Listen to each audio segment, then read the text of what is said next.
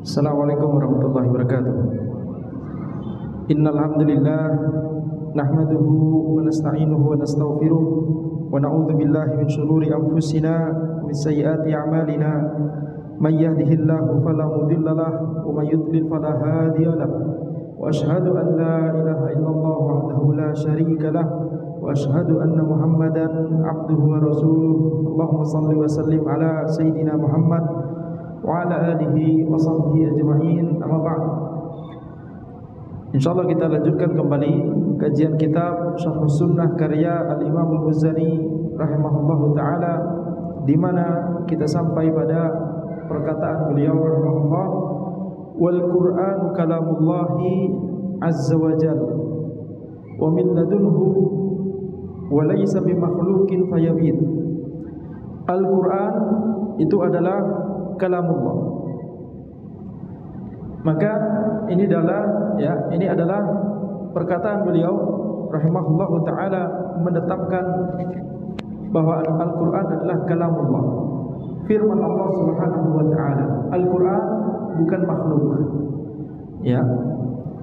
Maka tidak seperti yang disangkakan oleh Mu'tazilah. Akan tetapi akidah Ahlussunnah wal Jamaah adalah Al-Quran itu adalah kalamullah yang diturunkan kepada Nabi Muhammad sallallahu alaihi wasallam, al-munazzal li nabiyina Muhammadin sallallahu alaihi wasallam, yang kemudian al-muta'abbad bi tilawatihi. Ya, tilawahnya itu adalah ibadah. Tilawahnya adalah ibadah. Al-mu'jiz bi al-fadhi, yang lafaz-lafaz Al-Quran tersebut itu memiliki mukjizat. Maka sebagian ulama menyebutkan al-mutawatir, yakni riwayatuhu. Jadi Al-Quran itu adalah mutawatir, tidak seperti sebagian besar dari hadis-hadis Nabi Muhammad SAW yang tidak mencapai derajat mutawatir. Maka definisi Al-Quran yang pertama adalah firman Allah Subhanahu wa taala. Maka ini adalah akidah yang sangat jelas, perkataan yang sangat jelas yang diucapkan oleh Al-Imam Al-Muzani rahimahullahu taala. Sebagaimana telah disebutkan tadi, tidak seperti akidahnya Mu'tazilah. Kita katakan bahwa Al-Quran itu adalah firman Allah Subhanahu wa taala, karena Allah Subhanahu wa taala berfirman, misalkan, wa innahu latanzilu rabbil alamin, sungguhnya Al-Qur'an itu adalah diturunkan oleh Rabbul alamin. Nazala bihi ruhul amin, yang turun dengannya ar-ruhul amin, yakni malaikat Jibril alaihissalam, ala qalbika litakuna minal munzirin, ya, kepada hatimu wahai Muhammad, sehingga engkau menjadi orang yang memberikan peringatan. Maka ini adalah akidah Ahlussunnah. Adapun orang-orang yang menyelisihi akidah ini, mereka mengatakan bahwa di antara argumentasi mereka bahwa yang namanya sifat Allah Subhanahu wa taala itu harus qadim, harus qadim atau qidam, wujud qidam pokok gitu ya. Nah, yakni harus tidak boleh baru ada pada waktu tertentu. Kalau kita katakan, ini syubhat mereka, kalau kita katakan bahwa Al-Quran itu adalah firman Allah Subhanahu wa ta'ala, sifat Allah Subhanahu wa ta'ala, maka berarti Al-Quran baru ada ketika zaman Nabi Muhammad SAW. Berarti Al-Quran baru ada di zaman Nabi Muhammad SAW. Injil baru ada di zaman Nabi Isa alaihissalam. Taurat baru ada di zaman Nabi Musa alaihissalam. Padahal ini sifat Allah Subhanahu wa taala. Tidak mungkin sifat Allah itu muhdats. Muhdats itu apa? Baru ada setelah sebelumnya tidak ada. Nah, ini syubhat mereka. Sehingga mereka membuat kaidah, mereka membuat prinsip, kullu muhdatsin makhluk. Semua yang muhdats itu makhluk. Semua yang muhdats itu makhluk. Ya. Maka dari akidah ini kemudian mereka mengatakan bahwa Al-Quran itu adalah makhluk. kita katakan ini adalah sebuah kaidah yang salah. Karena kaidah yang benar bahwa yang namanya sifat Allah Subhanahu wa taala itu qadimun naw hadithul ahad. Ya, ini kaidahnya Ahlussunnah wal Jamaah. Qadimun naw hadithul ahad. Apa maksudnya? Apa maksud qadimun naw? Qadimun naw maksudnya adalah yakni Allah Subhanahu wa taala memiliki sifat kalam, memiliki sifat bahwa Allah itu berfirman, bahwa Allah itu memiliki kalamullah. Nah, bahwa Allah Subhanahu wa taala memiliki sifat kalam ini sejak kapan? Kalau kita bisa tanya demikian, sejak kapan? Yakni sejak dulunya memang mungkin ini adalah sebuah sifat yang azali. Azali itu tidak ada awalnya, tidak diawali dari tidak ada kemudian baru muncul. Nah, itu namanya baru muncul, muhdats. Azali itu lawan dari abadi. Abadi itu apa? Abadi tidak ada akhirnya, ya. Lawan dari abadi fana, ada akhirnya, dunia fana. Nah, sedangkan azali tidak ada awalnya. Lawan dari azali adanya diawali dengan adam, ain, bukan dengan alif ya. Kalau Adam itu Nabi Adam alaihissalam. Tapi ini Adam dengan ain, yakni tidak ada. Awalnya tidak ada, kemudian menjadi ada. Lawan dari hal ini azali, tidak pernah didahului oleh ketiadaan. Itu azali.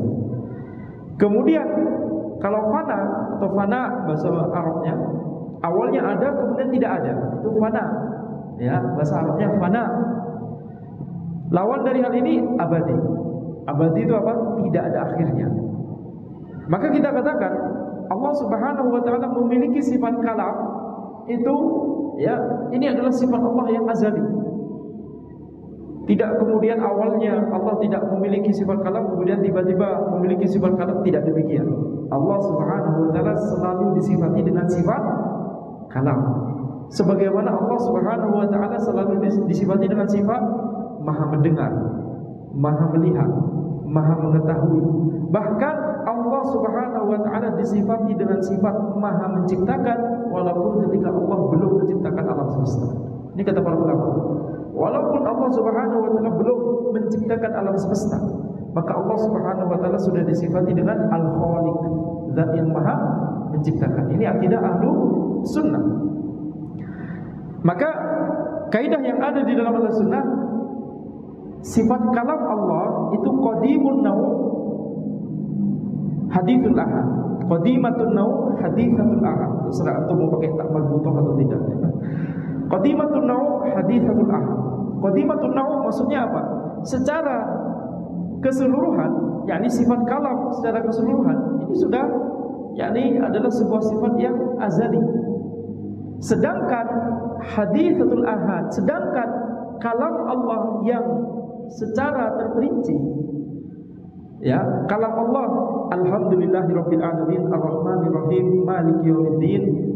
Tentunya ada perbedaan apakah bismillahirrahmanirrahim masuk surat Al-Fatihah atau tidak, ya. Tapi intinya surat Al-Fatihah itu ini adalah haditsatul ahad. Ini baru ada ketika Allah mewahyukan kalam tersebut kepada Nabi Muhammad sallallahu alaihi wasallam. Ya. Sehingga kita katakan bahwa itulah sifat Allah Subhanahu wa taala. Qadimatun naw haditsatul ahad. Secara sifat kalam Allah, secara secara umum sifat kalam ini adalah sifat yang dimiliki oleh Allah Subhanahu wa taala secara azali dan abadi. Akan tetapi per individu kalam Allah, ya, ayat ini, ayat itu, ini bisa baru muncul pada waktu tertentu setelah sebelumnya belum diwahyukan, belum difirmankan oleh Allah Subhanahu wa taala. Ya. Itulah mengapa sebagian kalamullah dikaitkan dengan apa? Dikaitkan dengan kehendak Allah. Ya. ketika idza arada syai'an ayyakul lahu kun, ya, ketika Allah Subhanahu wa taala berkehendak maka Allah berfirman kun, jadilah, fayakun, maka jadilah. Maka di sini kita mendapatkan kesimpulan, ya, bahwa setiap individu dari kalam Allah tersebut itu bisa bermuncul. Sehingga ini tidak kemudian mengkonsekuensikan bahwa yang namanya sifat kalam atau Al-Quran itu adalah kalam Allah, tidak mengkonsekuensikan bahwa Al-Quran adalah makhluk. Tidak seperti persangkaan Mu'tazilah. Mereka menggunakan kaidah apa? Kaidah yang mereka gunakan adalah kullu muhdatsin makhluk. Setiap yang baru ada itu makhluk. Mereka mengatakan tidak mungkin. Bagaimana caranya Allah Subhanahu wa taala memiliki kalam yang kemudian itu baru ada pada waktu tertentu. Itu pemikiran mereka. Kita katakan kalau Allah sudah berkehendak, khalas, ya. Ketika Allah Subhanahu wa taala berkehendak untuk mewahyukan Al-Qur'an di zaman Nabi Muhammad sallallahu alaihi wasallam, maka itu adalah kehendak Allah Subhanahu wa taala. Baik. Sebagian pemikirannya Mu'tazilah dalam masalah ini juga, ini, ya, kalau tadi mereka melandaskan dengan kaidah yang batil, pemikiran yang sekarang, pemikiran yang kedua, mereka melandaskan pada pemahaman ajam terhadap bahasa Arab, pemahaman, ya, orang-orang non-Arab terhadap bahasa Arab, terutama pemikiran yang berlandaskan pada mantik. Mereka katakan Allah Subhanahu wa taala berfirman, ya, khaliqu kulli syai', bahwa Allah itu adalah pencipta segala sesuatu, ya, Allahu khaliqu kulli syai'. Baik. Allah pencipta segala sesuatu.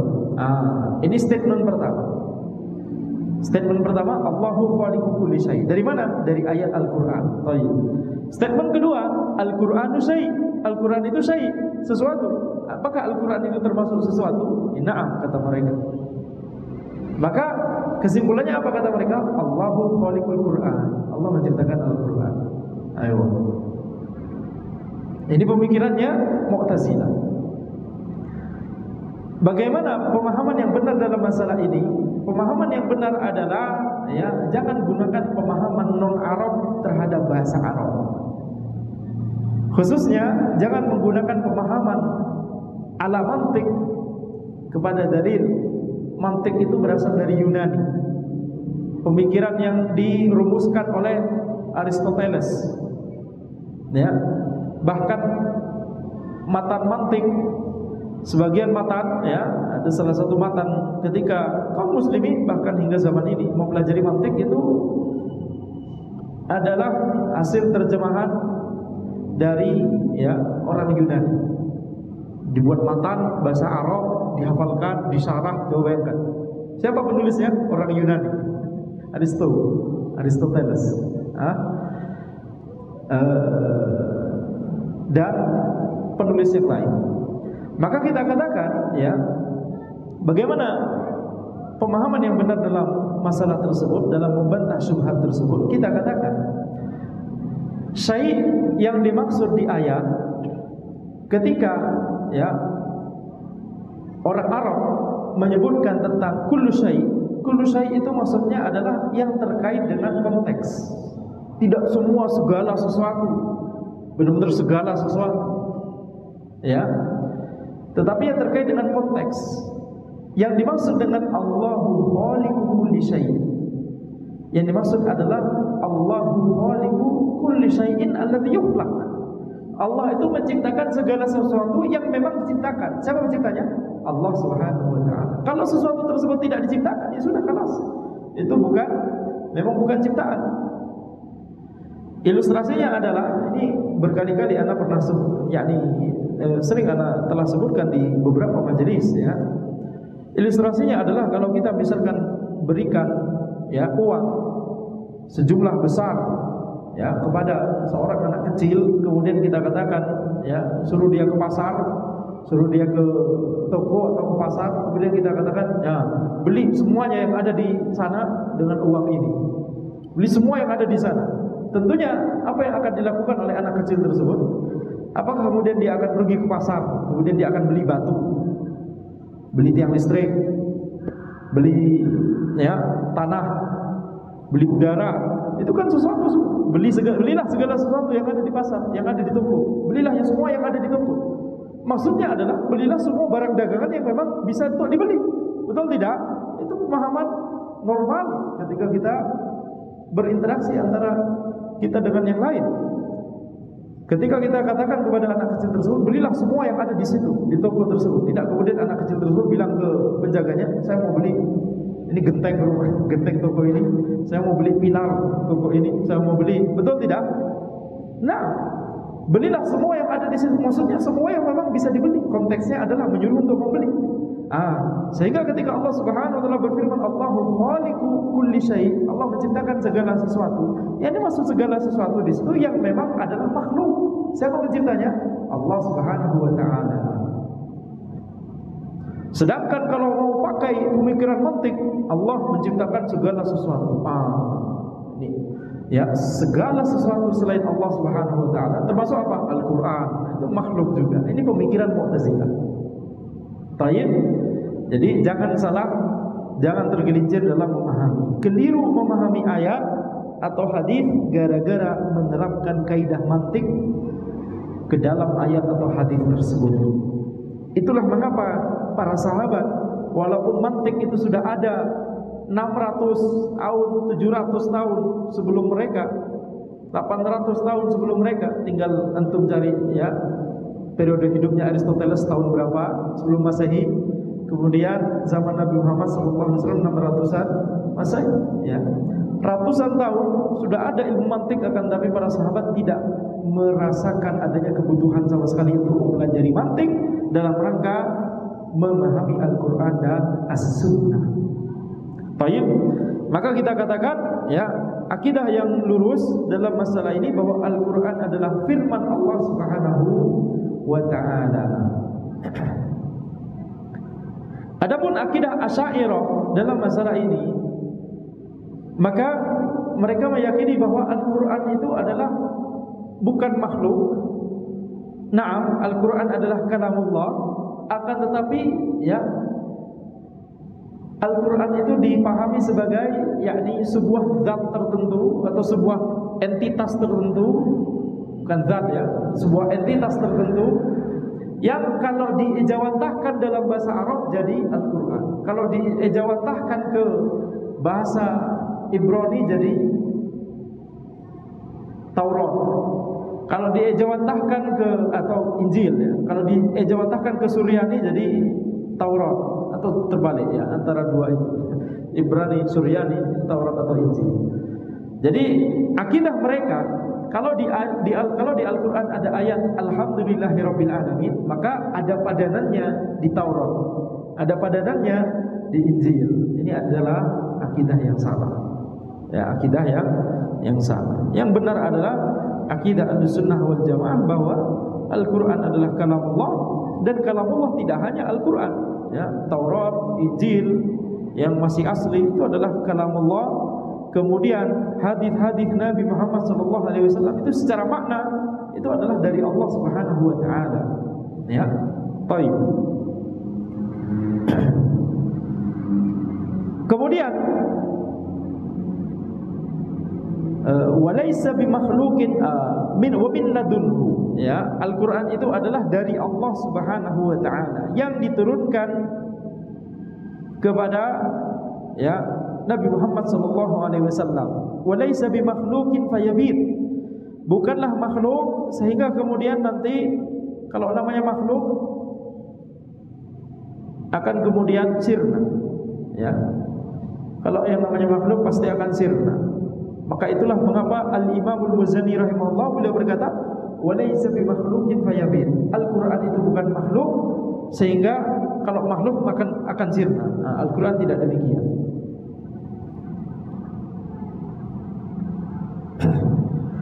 Kemudian Al-Imam Al-Muzani rahimahullah setelah menyebutkan tentang sifat kalam Allah, bahwa Al-Quran adalah kalam Allah, beliau berkata, wa kalimatullahi wa qudratullahi wa na'tuhu wa sifatuhu kamilatun ghairu makhluqat. Bahwa kalimat-kalimat Allah, kalam-kalam Allah, wa qudratullah, kekuatan dan kekuasaan Allah, wa na'tuhu wa sifatuhu, sifat Allah, na'at itu sifatnya, kamilatun ghairu makhluqat, itu semuanya sempurna, bukan makhluk. Jadi Al-Imam Al-Muzani hendak mengisyaratkan sebuah kaidah dalam masalah ini, bahwa sebagaimana sifat kalam Allah itu bukan makhluk, maka demikian pula sifat-sifat Allah yang lain bukan makhluk. Ya. Di sini adalah isyarat bahwa yang namanya sifat Allah, berbicara tentang sebagian sifat Allah itu sama dengan berbicara tentang sebagian sifat Allah yang lain. Ya. Al-kalamu fi ba'di sifat, ya, yakni kal-kalam fi ba'dil akhar. Perkataan di sebagian sifat Allah itu sama seperti perkataan di sebagian sifat Allah yang lainnya. Tidak ada perbedaan. Sama-sama kita harus tetapkan sesuai dengan apa yang disebutkan oleh Al-Quran dan As-Sunnah. Sama-sama harus sesuai dengan makna zahirnya. Tidak boleh kita takwil, kita tidak boleh mentakyif, menanyakan bagaimananya. Tidak boleh mentamthil atau mentasbih, menyerupakan dengan makhluknya. Tidak boleh kita mentahrif, mengubah lafaz atau makna dari sifat tersebut. Tidak boleh mentaktil, tidak boleh menafikan atau mengingkari. Pembicaraan tentang sebagian sifat Allah itu sama saja dengan pembicaraan tentang sifat Allah yang lainnya. Maka di sini isyarat bahwa, ya, setelah beliau berkata bahwa Al-Quran itu adalah kalamullah, bukan makhluk, maka demikian pula kalimat-kalimat Allah ini sama dengan kalamullah, qudratullah, ya, sifat kudrat Allah, kekuatan dan kekuasaan Allah. Kemudian sifat-sifat Allah yang lainnya, semuanya itu kamilat, sempurna, ghairu makhluk, ya, bukan makhluk. Dari sini kita mendapatkan, ya, faidah bahwa ini diantara metode, diantara penelitian dalam ilmu akidah. Ya, kita meneliti kepada perkataan para ulama generasi terdahulu. Kemudian, ya, ketika kemudian kita mendapati suatu isyarat seperti di sini, Al-Imam Al-Muzani rahimahullah, beliau mengisyaratkan bahwa perkataan tentang sifat kalam Allah sama saja dengan perkataan tentang sifat Allah yang lainnya. Ini membuat kita terpikirkan bahwa ada sebuah kaidah yang itu diisyaratkan oleh para ulama generasi terdahulu, walaupun belum disebutkan secara sharih, secara tegas, secara letterlek. Kaidahnya apa? Kaidahnya yang telah kita sebutkan barusan. Pembicaraan tentang sebagian sifat sama saja dengan pembicaraan tentang sebagian sifat Allah yang lain. Tidak ada perbedaan. Baik. Maka ini diantara, ya, yang harus dilakukan oleh para ulama generasi setelahnya, menelaah perkataan para ulama generasi terdahulu, kemudian merumuskan kaidah atau prinsip atau formula atau rumus, begitu ya, yang itu didapatkan dari hasil kesimpulan perkataan para ulama generasi terdahulu. Kaidah yang sejenis, kaidah yang mirip dengan kaidah barusan adalah perkataan tentang sifat Allah itu sama saja dengan perkataan tentang zat Allah. Perkataan tentang sifat Allah itu sama saja dengan perkataan tentang zat Allah. Kalau kita tidak tahu tentang zat Allah, kalau kita tidak tahu tentang bagaimana itu zat Allah, tidak boleh kita juga menanyakan bagaimana tentang sifat Allah. Kalau kita tidak tahu, ya, bagaimana tentang zat Allah, kita tidak mengingkarinya, ya, maka demikian pula kita tidak boleh mengingkari sifat Allah Subhanahu wa taala. Maka ini diantara tugas dari para ulama, dari para peneliti dan para penelaah, ya, ilmu Islam di zaman-zaman setelahnya, ya, dalam masalah akidah adalah kita mempelajari kalam para ulama generasi terdahulu, kemudian merumuskan apakah, ya, ada sebuah kaidah ini, apakah kaidah ini umum, apakah ada pengecualian, dan seterusnya dan seterusnya. Ya, jadi ini untuk menjelaskan bahwa ilmu Islam itu bukan ilmu yang sudah selesai, masih ya butuh penelaahan dan penelitian. Oleh karena itu penuntut ilmu tidak boleh ngantuk ketika kajian, seperti Syekh Haikal biasanya dibangunkan, antum jangan ngantuk, ambil wudu dulu kalau ngantuk. Baik. Ayo. Wa kalimatullahi wa qudratullahi wa na'tuhu wa sifatuhu kamilatun ghairu makhluqat. Jadi kalimat Allah dan kudrat Allah, kekuatan dan kekuasaan Allah dan sifat-sifat Allah itu semuanya sempurna, bukan makhluk.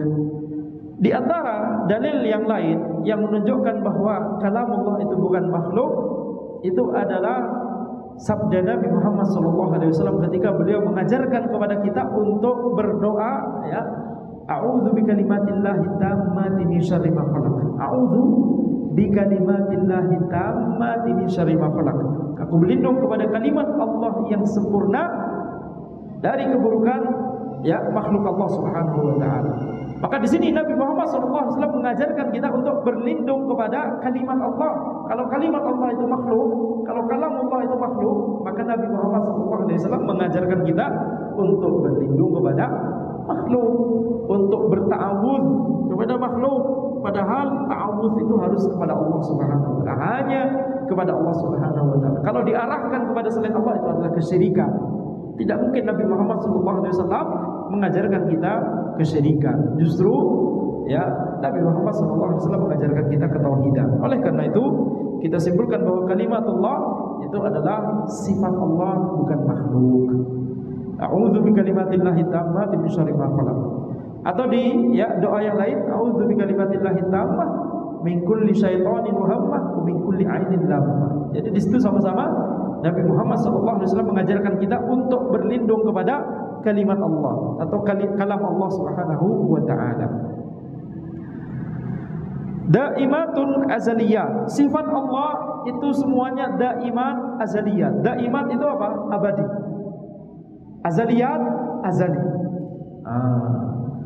Daimat tidak ada akhir, azaliyat tidak ada awal. Walaysat bimuhdatsatin fatabit. Ya, sifat Allah itu bukan sesuatu yang diada-adakan, sesuatu yang sesuatu yang baru, ya. Muhdatsat di sini maksudnya baru, ya. Walaysat bimuhdatsatin fatabin, bukan sesuatu yang baru kemudian ya menjadi sirna. Ini perkataan Al-Imam Al-Muzani, ini maksudnya adalah sifat Allah secara umum. Tetapi sifat Allah secara ya kalamullah secara individunya, nah itu tentunya kita katakan tadi dia haditsatul ahad. yakni bisa baru muncul pada suatu waktu sebelumnya belum ada, begitu ya. Allah Subhanahu wa taala yakni ketika Allah berkehendak untuk memfirmankan sesuatu maka Allah akan memfirmankannya, gitu ya. Baik. Wala kana rabbuna naqisan fayazid, dan Rabb kami, Rabb kita Allah Subhanahu wa taala itu bukan sebuah zat, bukan zat yang naqis, bukan zat yang memiliki kekurangan kemudian nanti menjadi bertambah. Tidak demikian. Ya. Jadi kalau misalkan sebagian orang mengatakan bahwa ya sifat Allah itu kemudian yakni seluruh sifat Allah secara umum maksudnya itu adalah baru muncul di waktu tertentu. Seperti misalkan Allah itu baru disifati Maha Menciptakan setelah Allah menciptakan alam semesta. Ini kesalahan. Allah itu Maha Menciptakan walaupun Allah belum menciptakan alam semesta. Tapi kalau ada yang berpikir, dan na'am, ada yang berpikir demikian, Allah itu Maha Menciptakan, memiliki yakni nama Al-Khaliq, memiliki sifat menciptakan setelah Allah menciptakan. Sebelumnya tidak memiliki nama, tidak disebut dengan nama Al-Khaliq kalau belum menciptakan. Ini berarti apa? Berarti meyakini bahwa Allah Subhanahu wa taala itu naqis fayazid. Allah Subhanahu wa taala awalnya sebelum disifati dengan nama Al-Khaliq, awalnya yakni tidak memiliki nama tersebut, berarti kurang, gitu ya, memiliki kekurangan. Kemudian setelah menciptakan kemudian bertambah. Tidak demikian. Allah Subhanahu wa taala itu sudah maha sempurna secara azali dan secara abadi. Jallat sifatuhu an shibhi sifatil makhluqin wa qasrun anhu fitanul wasifin. Ya, sifat-sifat Allah Subhanahu wa taala itu sangat sempurna, sangat mulia, ya. Sehingga tidak pantas untuk kita setarakan dengan sifatnya makhluk.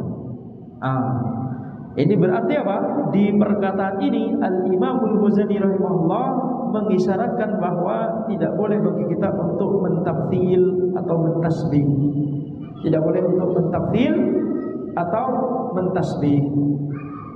Tidak ada yang serupa dengan Allah Subhanahu wa taala. Laisa kamitslihi syai' wa huwas samiul basir. Tidak ada yang semisal dengan Allah, dan Allah Maha mendengar dan juga Maha melihat. Kalau kita melihat kepada ayat tersebut, laisa kamitslihi syai', ya. Kaf di kamitslihi, kaf itu sebenarnya maknanya adalah seperti. Mithli itu juga seperti. Jadi kalau kita mau terjemahkan secara letterlek, kalau kita mau menggunakan pemahaman yang buta terhadap ayat tersebut, pemahaman yang tidak dilandasi dengan pemahaman akidah yang benar, pemahaman tafsir yang benar, pemahaman terhadap perkataan para ulama generasi terdahulu yang benar. Kalau kita mau terjemahkan letterlek dari ayat tersebut, maknanya adalah tidak ada yang semisal dengan yang semisal Allah, tidak ada yang semisal sama sekali. Tidak ada yang,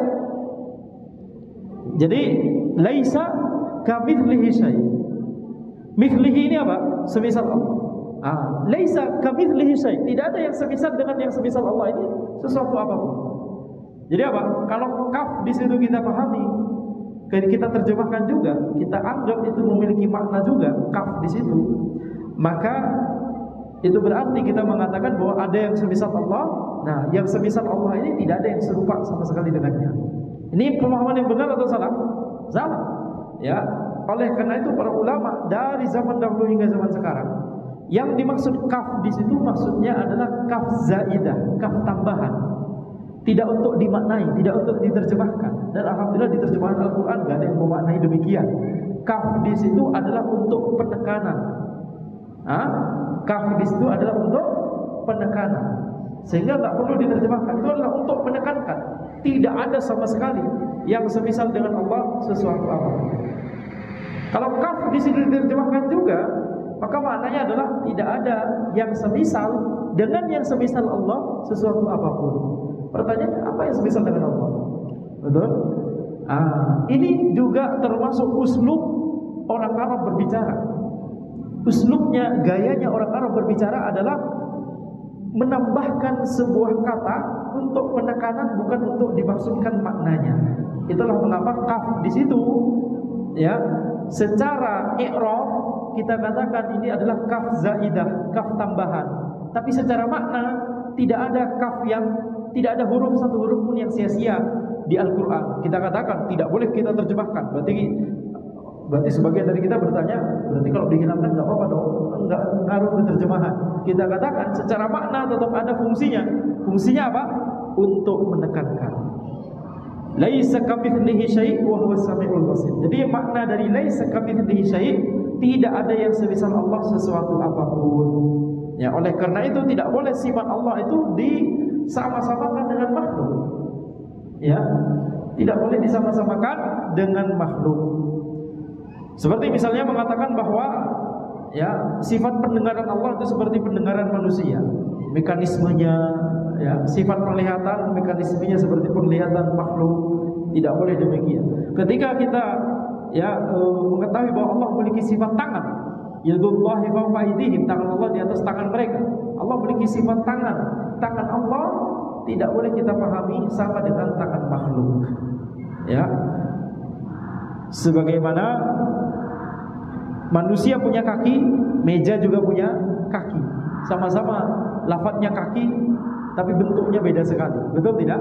Kaki manusia beda banget dengan kaki makhluk. Kaki manusia beda banget dengan kaki monyet. Maaf, beda sekali. Cuma sama dalam penamaan saja. Itulah kesamaan antara sifat Allah dan sifat makhluk, sama dalam nama saja, akan tapi hakikatnya berbeda. Kita tidak tahu bagaimana sifat Allah karena kita tidak bisa membayangkan. Jangankan membayangkan sifat Allah, membayangkan tentang makhluk saja, membayangkan tentang malaikat Jibril, kita nggak bisa. Jangankan malaikat Jibril, membayangkan tentang ruh kita sendiri. Gimana ruh kita sendiri? Nggak bisa. Membayangkan tentang alam kubur, gimana? Baru kelihatan, baru kita bisa mengetahuinya setelah masuk ke dalamnya, ya. Seperti black hole. Kalau sudah masuk nggak bisa keluar, betul tidak? Kalau sudah bisa masuk, baik. Ala kulli hal. Ini bahasanya orang fisik. Tapi tentunya alam kubur itu bukan seperti black hole. Kalau black hole itu masih masuk dalam ranah sains. Tapi kalau alam kubur sudah di luar ranah sains. Taib. Jallat sifatuhu an syibhi sifatil makhlukin.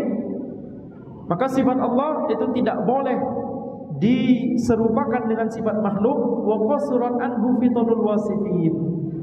Pemikiran makhluk, pemikiran orang-orang yang hendak mensifati, membagaimanakan, memikirkan tentang sifat Allah itu nggak bisa. Qasurat anhu, ya tidak mungkin nyampe akal kita untuk membayangkan bagaimana kira-kira Allah mendengar, bagaimana kira-kira Allah melihat, bagaimana Allah menciptakan alam semesta. Tidak akan bisa kita bayangkan. Bagaimana kira-kira tangan Allah, tidak bisa. Bagaimana Allah beristiwa, tidak bisa. Bagaimana Allah turun setiap sepertiga malam terakhir ke langit dunia, tidak bisa kita bayangkan dengan akal kita. Oleh karena itu tidak boleh kita takyif. Ya, ini adalah isyarat bahwa Al-Imamul Ghazali rahimahullah ya melarang kita untuk mentakyif, menanyakan bagaimananya. Adapun secara hakikatnya bagaimananya sifat Allah, nah pasti ada bagaimananya. Bagaimana sih Allah mendengar, bagaimana Allah melihat, pasti ada hakikatnya. Bagaimana Allah beristiwa, bagaimana Allah turun setiap sepertiga malam terakhir ke langit dunia. Nah, sifat Allah memiliki kaifiyah, tapi kita saja yang tidak tahu bagaimana kaifiyahnya. Ya, sehingga tidak boleh kita tanyakan. Karena metode kita untuk mengetahui tentang sesuatu itu hanya antara melalui dalil atau melalui akal atau melalui eksperimen ilmu, begitu ya, ilmu dunia. Kalau secara ilmu dunia tidak bisa, itu bukan ranah ilmu dunia, dan di dalil tidak disebutkan, maka itu berarti kita tidak akan bisa mengetahui kebenaran tentang masalah tersebut. Oleh karena itu kata para ulama, ini di antara masalah yang harus kita putus asa untuk mengetahuinya. Ya, masalah bagaimananya sifat Allah, kaifiyah sifat Allah, itu di antara permasalahan yang justru wajib untuk kita putus asa untuk mengetahuinya. Enggak perlu kita riset, enggak perlu kita telaah, enggak perlu kita pikirkan. Ya, tidak perlu kita pikirkan. Qaribun bil ijabati 'inda su'al, ba'idun bi ta'azzuzi la yunal. Qaribun bil ijabati 'inda su'al. Allah Subhanahu wa taala ya adalah yakni zat yang dekat dengan para hambanya, yakni qaribun bil ijabah, maha mendengarkan, maha menjawab doa-doa. Telah kita sebutkan sebelumnya bahwa Allah Subhanahu wa taala itu ya maha tinggi. Allah Subhanahu wa taala di atas arsy, akan tapi di saat yang sama Allah bersama kita. Bersama kita maksudnya di sini adalah dengan ilmu Allah, dengan pendengaran Allah, dengan penglihatan Allah Subhanahu wa taala, dengan penjagaan dan pertolongan Allah Subhanahu wa taala. Ya. Allah memiliki nama Al-Qarib. Al-Qarib adalah salah satu dari nama Allah, yaitu yakni dekat dengan makhluknya, ya, mengetahui makhluknya dan selalu mendengar dan melihat makhluk. Ini sudah azan Isya. Bentar lagi ya, insyaallah. Jadi di sini qaribun, Al-Imamul Muzani rahimahullah beliau menyebutkan qarib ini dari yakni isyarat kepada nama Allah Subhanahu wa taala. Ada satu kata yang terkait dengan qarib yaitu dunu. Ad-dunu. Telah disebutkan di Syarh Sunnah di sini sebelumnya, di pertemuan pertama kalau tidak salah, dunu. Dunu itu juga maknanya dekat. Ya. Tetapi dunu itu adalah sifat Allah, akan tapi tidak memiliki nama. Jadi Allah tidak disifati dengan ad-dani, tidak. Beda dengan qarib, maknanya dekat juga, akan tapi qarib memiliki nama Allah, yakni al-qarib. Ya. Baik. Ba'idun bi ta'azzuzi la yunal, akan tapi ya Allah itu juga ba'idun bi ta'azzuzi la yunal, yakni Allah Subhanahu wa taala itu maha perkasa, tidak mungkin dicapai oleh makhluknya. Tidak mungkin makhluk tersebut memberikan kemadharatan pada Allah Subhanahu wa taala. Itu maksud dari perkataan ba'idun bi ta'azzuzi la yunal. Alin ala arsyihi, Allah itu maha tinggi di atas arsy, ba'inun min khalqihi, ya, terpisah dari makhluknya. Bukan Allah itu di mana-mana atau bersatu di makhluk, tidak demikian, ya. Pemahaman wahdatul wujud itu adalah pemahaman yang salah. Akan tapi pemahaman yang benar adalah Allah itu tinggi di atas arsy, ba'inun min khalqihi, terpisah dari makhluknya. Mawjudun wa laysa bima'dumin wala bimafqud. Allah itu ada, bukan merupakan yang sesuatu yang tidak ada. Sebagaimana perkataan sebagian orang, Allah itu tidak ada di mana-mana, tidak ada di atas, tidak ada di bawah, tidak ada di kanan, tidak ada di kiri, tidak ada semua. Ini mensifati Allah dengan sifat ma'dum, berarti tidak ada.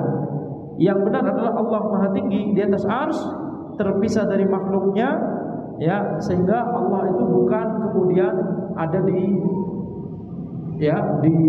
dekat kita, maksudnya di dekat, maksudnya zat Allah di sekitar kita dan seterusnya, tidak demikian. Allah itu di atas arsy, akan tapi Allah dekat dengan kita dengan ilmunya, dengan penglihatannya dan dengan pendengarannya. Baik, demikian yang bisa Anda sampaikan. Insyaallah kita lanjutkan kembali di sesi setelah jamaah Isya. Hadza wallahu a'lam. Subhanakallahumma wa bihamdika asyhadu an la ilaha illa anta astaghfiruka wa atubu ilaik. Assalamualaikum warahmatullahi wabarakatuh.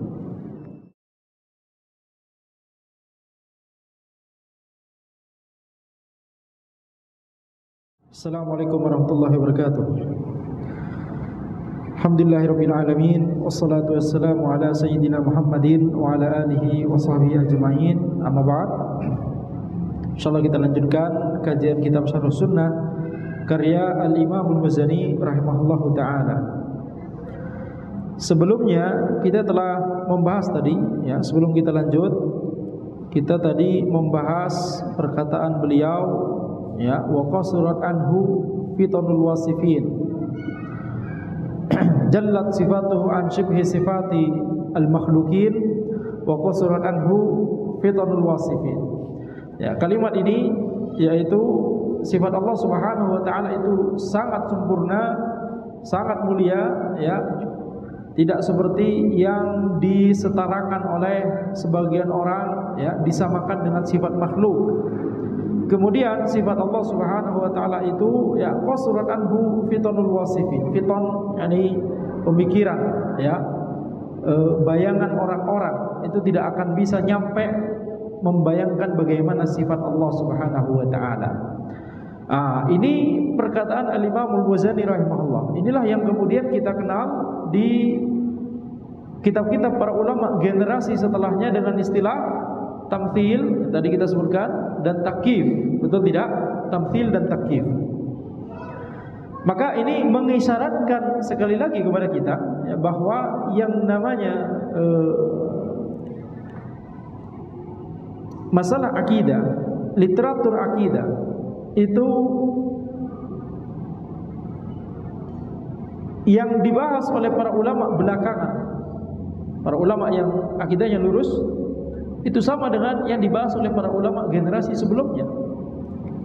Kalau kita membahas bahwa kita tidak boleh mentakif, mentamthil, selama ini mungkin kita tahunya dari kitab-kitabnya Syekhul Islam Ibnu Taimiyah, betul tidak?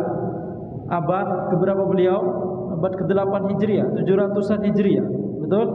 Zamannya bangsa Tatar menjajah kaum muslimin. Maka ini kita lihat perkataan Al-Imam Al-Muzani jauh sebelum era beliau, jauh sebelum era Syekhul Islam Ibnu Taimiyah rahimahullahu taala. Jadi kalau kita mau bertanya bagaimana manhaj salaf sebelum era Syekhul Islam Ibnu Taimiyah, ini diantara contohnya yang sedang kita pelajari. Kitab yang sedang kita pelajari itu adalah representasi yang sangat bagus, representasi utama dalam masalah ini, ya, yaitu perkataan atau kitabnya Al-Imam Al-Muzani, murid, salah satu murid senior dari Al-Imam Syafi'i rahimahullahu taala. Maka di sini kita lihat demikian pula tidak ada perbedaan antara akidahnya Al-Imam Syafi'i dengan Al-Imam Al-Muzani. Sebagaimana murid senior yang lain dari Imam Syafi'i yaitu Al-Imam Al-Buaiti rahimahullah, sama, akidahnya sama. Bahkan Al-Imam Al-Buaiti rahimahullah, beliau itu disiksa bahkan hingga meninggal dunia akibat akidah beliau bahwa Al-Quran adalah kalamullah. Disiksa oleh penguasa pada saat itu karena penguasanya pada saat itu berakidah Mu'tazilah. Akan tapi orang-orang di zaman dahulu, para ulama di generasi itu tidak kemudian memprovokasi masyarakat untuk revolusi, pemberontakan, betul tidak? Maka kalau kita mendapati kondisi pemerintah yang ada di zaman kita jauh lebih baik daripada yang waktu itu, maka alhamdulillah kita harus sangat bersyukur.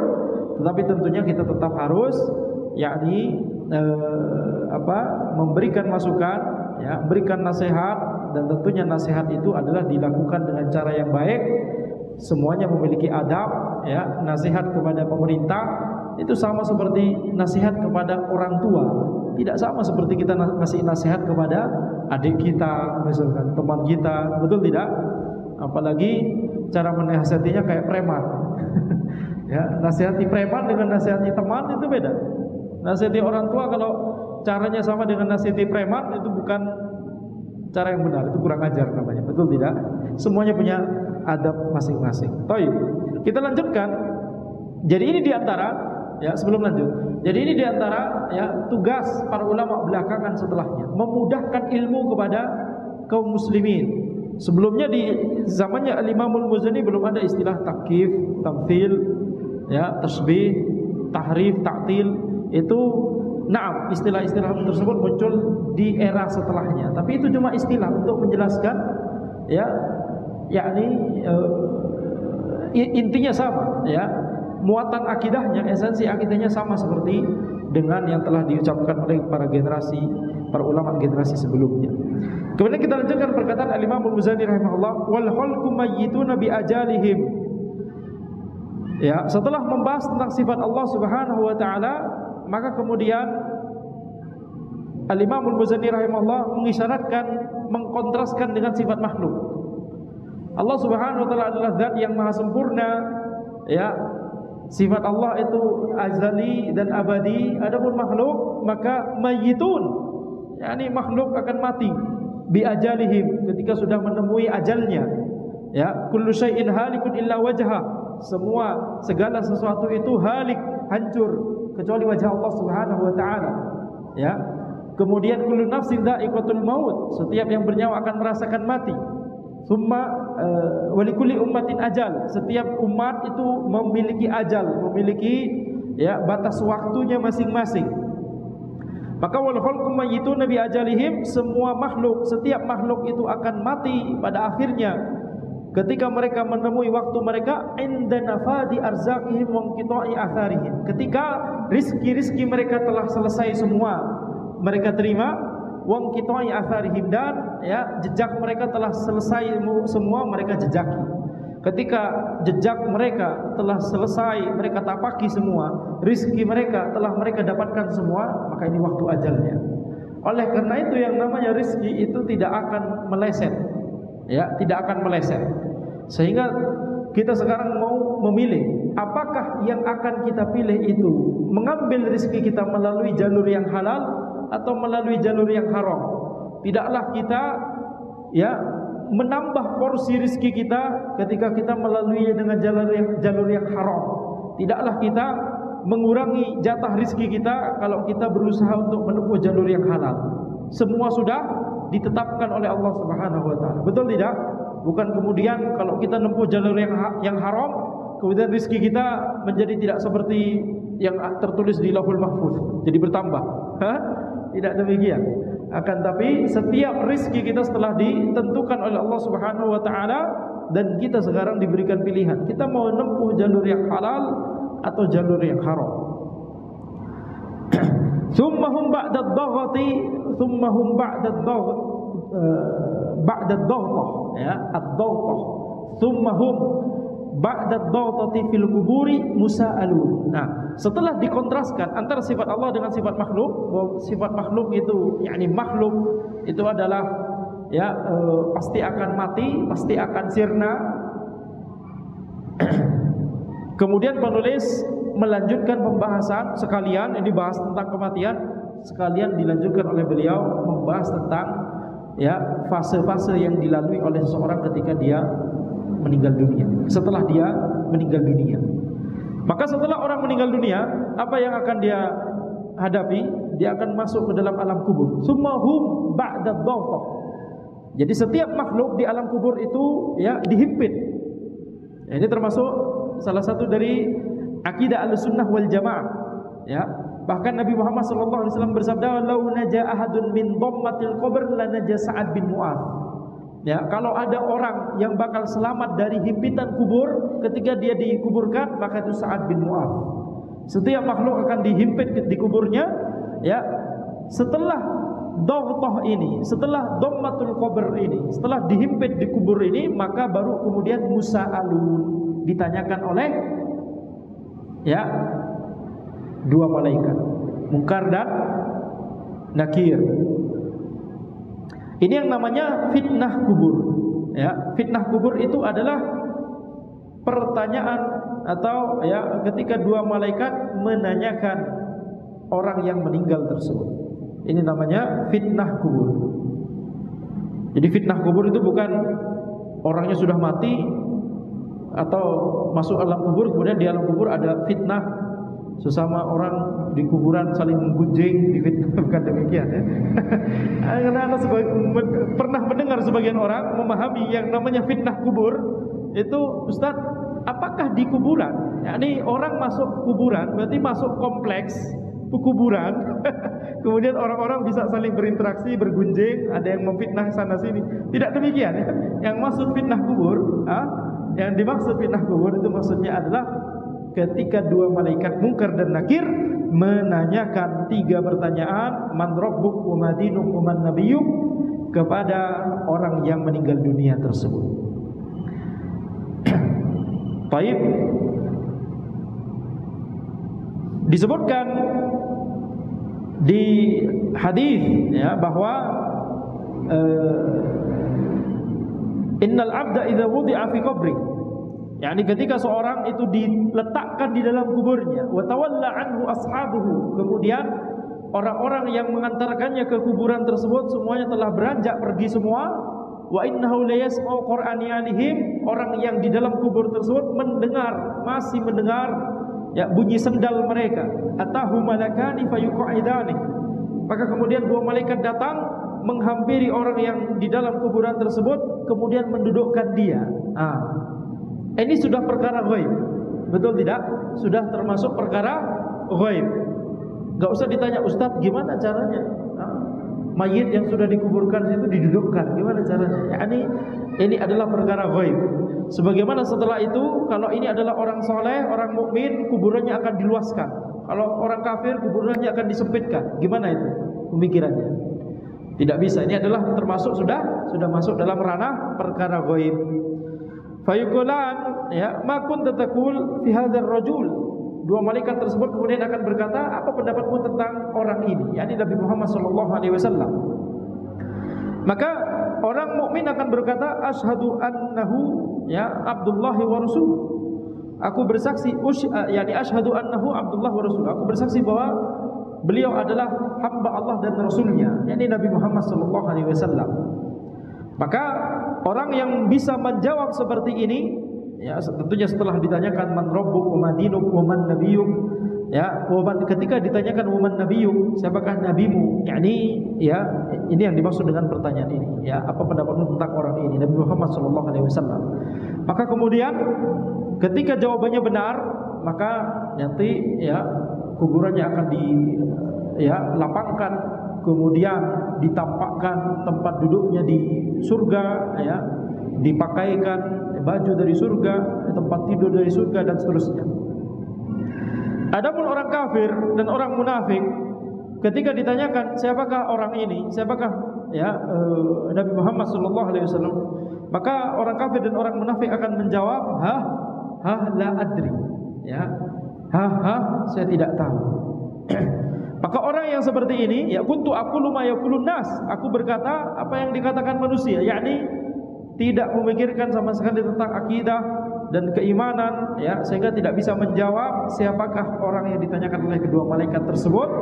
Maka orang yang seperti ini jawabannya yudrabu bimatariqin min hadid, ya, yudrabu bimatariq min hadid darbatan, dipukul dengan besi satu kali saja, fayasihu sayhatan yasma'uha man yalihi ghairu thaqalain. Kemudian dia akan berteriak dengan teriakan yang cuma didengar oleh selain thaqalain, selain dua bangsa, jin dan manusia. Jadi binatang mendengarnya, makhluk Allah yang lain mendengar teriakan tersebut. Teriakan orang yang dipukul oleh dua malaikat tersebut dengan matorik, ya, dengan besi. Matorik yakni palu gada. Dengan palu gada dari besi dipukulkan kepada orang tersebut sehingga dia berteriak keras yang bisa mendengarnya semua makhluk kecuali thaqalain, kecuali dua golongan, dua bangsa, jin dan manusia. Maka ini adalah yang disebut fitnah kubur. Dan fitnah kubur ini kalau dilihat dari hadis ini, ya, dua malaikat tersebut menanyakan orang tersebut setelah semua pengiring yang mengantarkan ke kuburan semuanya pulang. Betul tidak? Na'am. Hadis ini berdasarkan keumuman. Hadis ini berdasarkan keumuman. Jadi jangan berargumen, Ustaz, supaya syekh kita yang meninggal tidak pernah ditanyakan alam kubur, kita ganti shift-shiftan. Antum stay, Anda pulang, nanti kalau antum giliran Anda balik lagi ke sini. Pokoknya ditungguin terus ini sampai akhir zaman. Ini adalah pemahaman yang menyimpang. Betul? Nah, demikian pula fitnah kubur. Tiga pertanyaan dari dua malaikat Munkar dan Nakir ini juga ditanyakan, ditujukan kepada semua orang yang meninggal dunia walaupun tidak dikuburkan. Bisa jadi meninggal dunianya karena hal-hal yang kemudian tidak bisa dikuburkan, hilang atau terbakar, ya, naudzubillah min dzalik, atau tenggelam, naudzubillah min dzalik. Ya, jadi hadis tadi itu secara ghalib, secara keumuman biasanya orang meninggal dunia dikuburkan, dan biasanya setelah pengiring jenazah, yakni setelah prosesi penguburan selesai, kemudian pengiring pulang. Nah, itu keumumannya begitu, ya. Bukan berarti kemudian kita mengambil makna dari hadis tersebut, kemudian yakni tidak ada sahabat yang berpikir demikian. Baik, ini pemikiran non Arab dipaksakan kepada dalil yang itu berbahasa Arab. Jadi jangan cari-cari, ya, jangan gunakan kreativitas kita dalam masalah ini. Baik, gimana kalau kita sif-sifat? Baik. Ala kulli hal. Baik, kemudian penulis berkata, wa ba'dal bila mansyurun.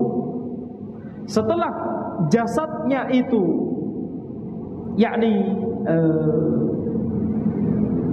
wa ba'dal bila mansyurun, yakni maksudnya adalah setelah, ya, keumuman setelah dikuburkan jasad akan, yakni meluruh, akan kropos. Akan tapi walaupun itu kropos, tidak ada lagi atau habis begitu, ya, akan tapi mansyurun. Akidah Ahlussunnah nanti akan dibangkitkan, ya, tetap akan bisa dibangkitkan oleh Allah Subhanahu wa taala. Sebagaimana firman Allah Subhanahu wa taala, "Tsumma amatahu fa aqbarah, tsumma idza syaa'a ansyarah." Ya, tsumma amatahu, kemudian Allah matikan dia, fa aqbarah, dan Allah kuburkan dia, tsumma idza syaa'a, ya, kemudian ketika Allah berkehendak, ansyarah, Allah akan bangkitkan dia. Ya, ini di hari kebangkitan. Dari ayat ini, tsumma amatahu fa aqbarah, ya, tsumma idza syaa'a ansyarah. Siapakah yang mematikan? Allah. Siapakah yang menguburkan? Dari ayat ini Allah Subhanahu wa taala. Nah, walaupun secara zahir yang kita lihat tentunya ketika orang meninggal dunia, siapa yang menguburkan? Orang-orang, begitu, ya. Akan tapi semuanya itu terjadi atas izin Allah Subhanahu wa taala. Jadi sebuah perbuatan terkadang dinisbatkan kepada pelakunya, yakni orang tersebut, orang-orang yang menguburkan mayit ini. Akan tapi perbuatan ini tidak akan terjadi kecuali atas izin Allah Subhanahu wa taala. Itulah mengapa dalam ayat ini dinisbatkan kepada Allah. Tsumma amatahu fa akbara. Allah matikan dia dan Allah kuburkan dia. Yakni ya, itu semua terjadi atas izin Allah Subhanahu wa taala. Tsumma idza syaa'a ansyara. Kemudian ketika Allah berkehendak, maka Allah akan bangkitkan dia. Walaupun jasadnya sudah meluruh, sudah membusuk, sudah keropos, sudah hilang ya, ditelan zaman, kecuali tulang ekornya. Maka di sini kita lihat ya, dari sini kita mengambil kesimpulan bahwa yakni yang namanya manusia itu semuanya akan melalui proses ini, tidak ada pengecualian. Bahkan Nabi Isa alaihissalam nanti akan diturunkan kembali oleh Allah Subhanahu wa taala, kemudian nanti akan merasakan al-maut, kullu nafsin dha'iqatul maut. Kemudian ya nanti semuanya akan dibangkitkan oleh Allah Subhanahu wa taala. Sampai sini insyaallah kita pembahasan kita, insyaallah kita akan lanjutkan di pertemuan berikutnya pekan depan insyaallah. Mungkin silakan jika ada pertanyaan, satu atau dua saja.